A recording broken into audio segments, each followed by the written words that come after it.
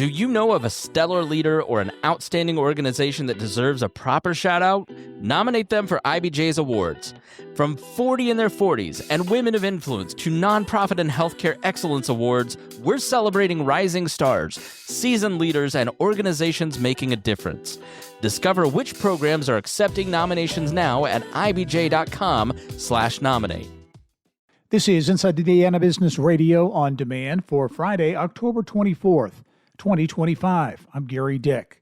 Eli Lilly and Co has entered into an agreement with India-based drug maker Cipla to sell its blockbuster weight loss drug tirzepatide under a different brand name.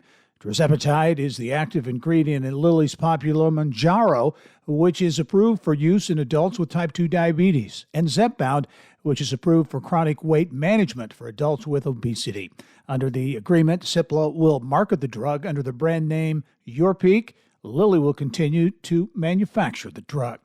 Tanco Terminals is expanding its liquid barge facility at Ports of Indiana-Jeffersonville to meet rising demand for blended fertilizers in southern Indiana and northern Kentucky. The $750,000 expansion includes the construction of two 45,000-gallon tanks designed to support Premier Ag, a Seymour-based regional cooperative, and new customer of Tanco Terminals. You're listening to Inside Indiana Business Radio.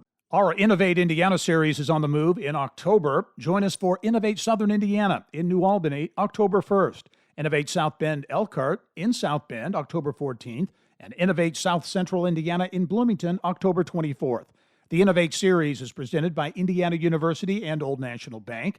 Each location will feature a powerful afternoon of ideas, innovation, and insight, and what's next for each region.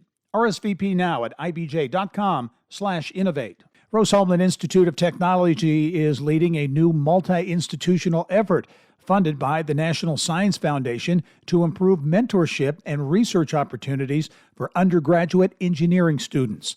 The 3-year, nearly $700,000 federal grant will establish a collaboration network that Rose-Hulman will lead and includes Georgia Tech, Lawrence Technological University in Michigan, Baylor University in Texas, and the University of Washington, Tacoma. President Trump's $100,000 H-1B visa fee is creating confusion and concern for some Hoosier companies. President Donald Trump made a pronouncement in September that put businesses and attorneys that help them file visa petitions on their heels.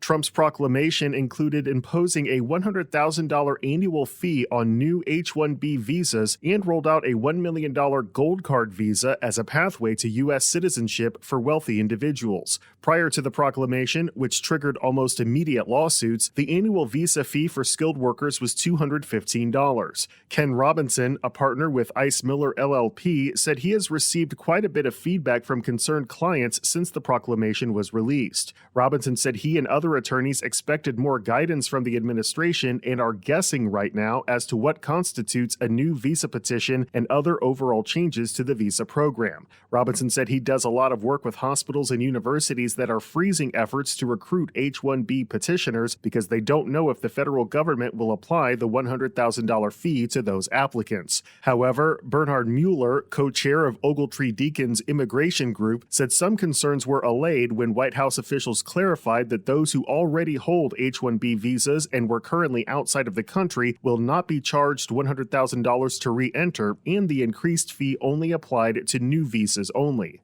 Alex Brown, Inside Indiana Business Radio. Cornix, a woman-owned biotechnology startup from Bloomington that focuses on innovative antivirulence solutions, received the grand prize at the 16th Cade Prize for Inventivity. That was October 14th in Gainesville, Florida, after giving a live pitch in the final round of the competition. Named after the lead inventor of Gatorade, the Cade Prize celebrates early-stage companies with innovative ideas and commercial potential. This is Gary Dick for Inside Indiana Business Radio on Demand. What happens when a basketball superstar changes the course of an entire city? I'm Mickey Shuey, and in Beyond Clarkonomics, we tell the story of how Caitlin Clark's arrival to the Indiana Fever sparked more than just sold-out arenas. It's rewriting Indianapolis's long-term strategy for sports, downtown growth, and women's leadership. Listen at ibjpodcast.com or on your favorite podcast app. Thanks for listening to this IBJ Media podcast. You're probably going to remember this ad. Do you know why? Podcast advertising works. 85% of listeners recalled hearing an ad during a podcast, and 70% of podcast listeners have acted after hearing an ad. So whether you're looking to be heard across the entire IBJ Media podcast network, sponsor one of our shows, or just start with a 30-second ad, IBJ Media can help. Contact advertise at ibj.com to learn more.